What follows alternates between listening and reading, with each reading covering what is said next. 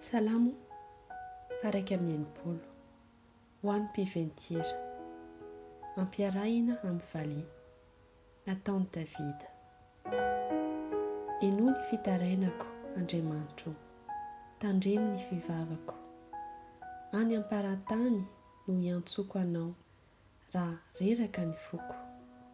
Ento aho ho any amin'ny vatolampy izay avo ka tsy tratro. Fa ariko ianao sy tilikambo mafy andosirako ny fahavalo. Aoka hitoetra ao an-tranonao mandrakizay aho. Aoka hialoka ao ambanin'ny fanomban'ny elatrao aho. Fa ianao Andriamanitro, efa nandre ny voadiko.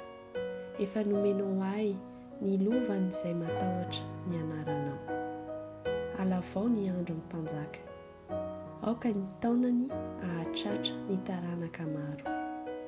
Aoka hitoetra eo anatrehan'Andriamanitra mandrakizay izy.